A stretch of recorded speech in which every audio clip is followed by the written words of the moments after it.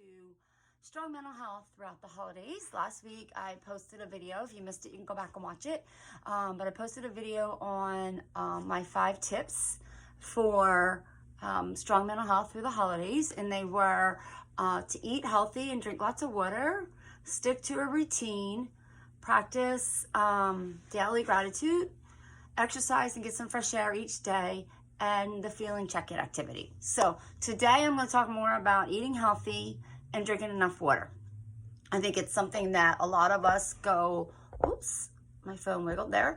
A lot of us go off our healthy eating during the holidays, which, you know, I'm not saying you can't have anything that's not healthy. I'm going to eat my apple pie, you know, but you want to do it in moderation, and you want to make sure leading up to the holidays that you're eating maybe extra healthy. So one thing that has truly helped me is pretty much eliminating all processed foods. So processed foods have all kinds of chemicals and additives and preservatives and all kinds of things in it that our body just doesn't need. And there's research that shows eliminating processed foods or minimizing processed foods helps lessen depression and anxiety and most likely other mental health challenges. But the ones I saw were research for mental health with anxiety and depression.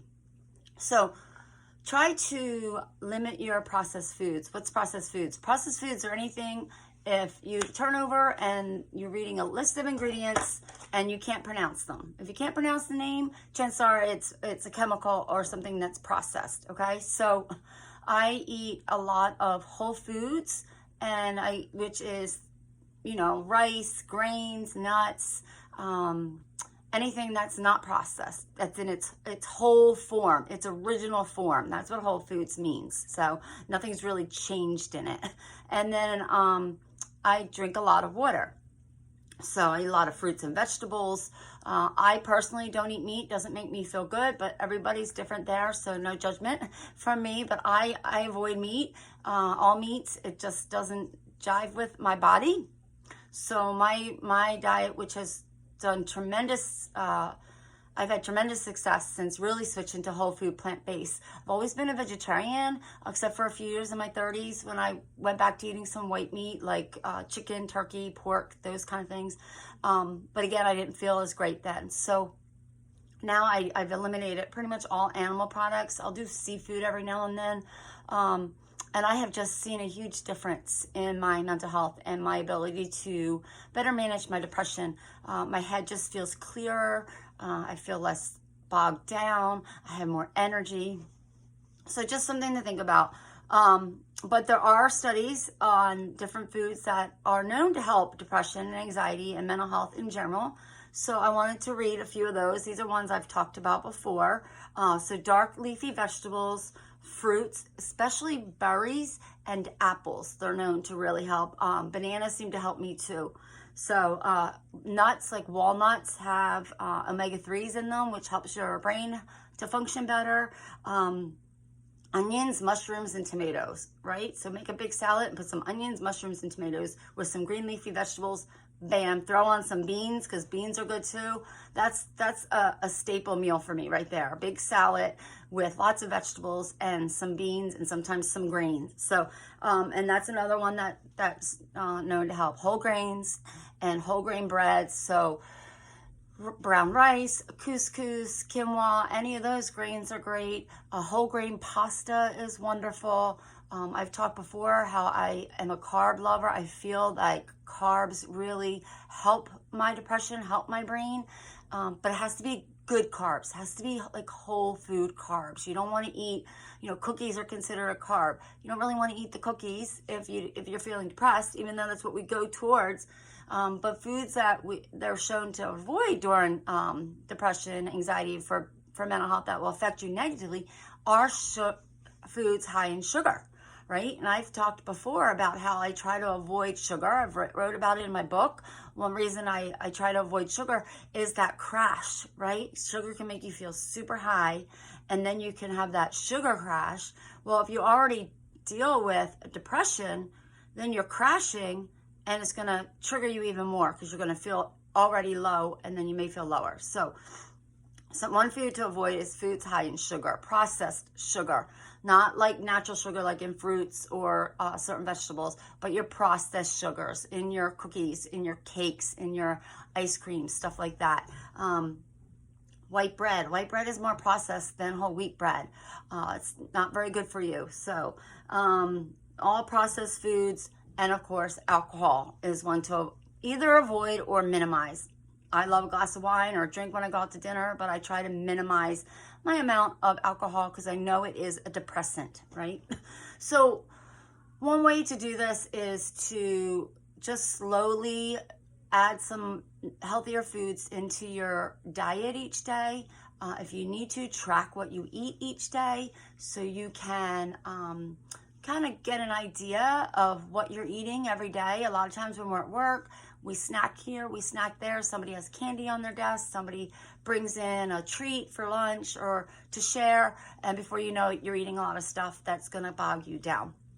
So your nutrition is just such an important piece of your mental health. We have to feed our brain with the foods it needs. So anything in omega-3, salmon has a lot of omega-3. So kind of look at your diet, see what you're eating, and see how many of these foods that are good for your mental health that you include, and how many of the ones that are kind of known to be bad for it that you include. Try to eliminate those bad ones and add some more of the good ones, especially leading up to the holidays. So that way when you get to Hanukkah or Christmas or whatever holiday you celebrate, you can indulge a little bit on those days with the foods that you really only eat that once a year during that celebration. And then your body will be able to bounce back faster. Okay, so that's, your nutrition is so important. All right, now let's talk about water real quick.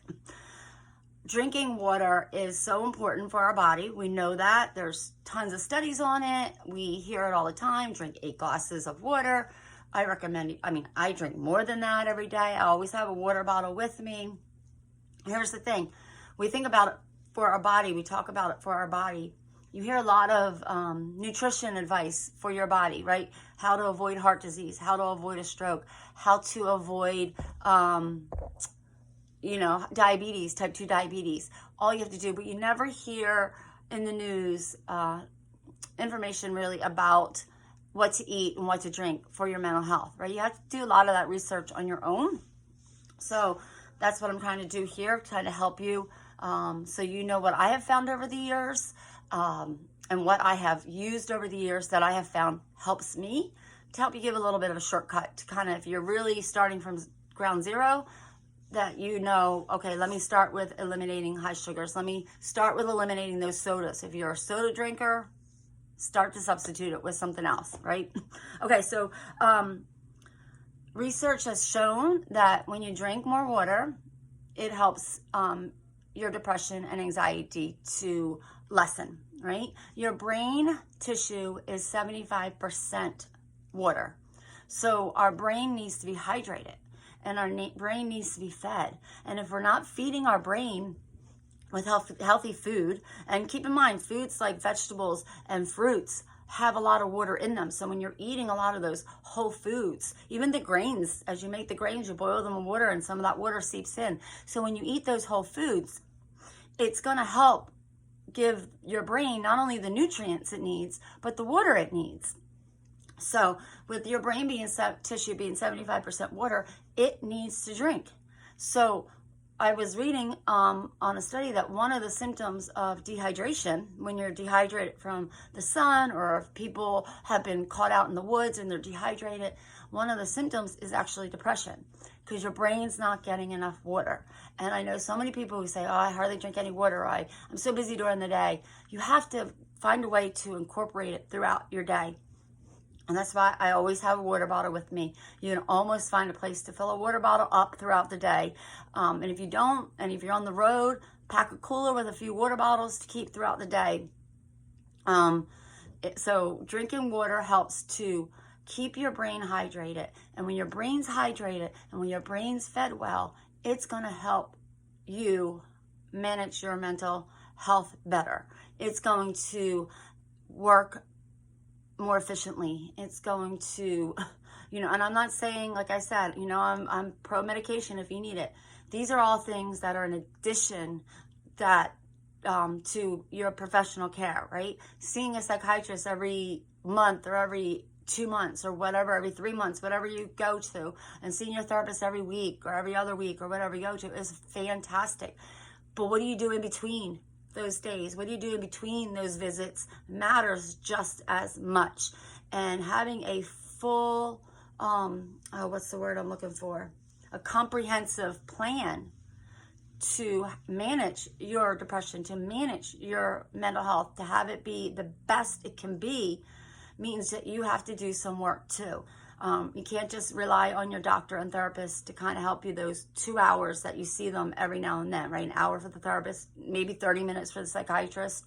You can't just think that's enough. You have to change your whole life. You have to make sure you have all these different things in place to support your mental health. And diet, I put this one first because I think diet is so important, nutrition is so important, and drinking plenty of water is so important, and it's the foundation. And if you don't have that, it's going to be harder to do everything else, right? Because your mind may not be as clear as it would be if you were eating a healthy diet that was beneficial to managing your mental health, and if you're not drinking enough water. So I'm going to have a freebie that I'm going to link below the video. So grab that. It's going to help you track your water, and it's going to help you track your nutrition, okay? So you are aware as you're leading into the holidays, what do you need to maybe add? Did you only eat 1 piece of fruit today? Well, it's tomorrow. Let's try for 2. Did you have McDonald's for lunch today? Okay, well, maybe tomorrow take some beans and rice for lunch instead of going out and get some fast food. Again, nothing wrong in moderation. If you want to have, fast food now and then, you have to figure out what works for you. For me, I know that kind of stuff does not work well for me. I avoid it. So, but I know other people who are fine with it. So you have to kind of go through and figure out what works for you and your mental health and what doesn't. So these were just some tips, some guidelines to get you started. If you're not really sure where to start with all this, it can be overwhelming. It can be even more overwhelming with when you're dealing with depression or anxiety.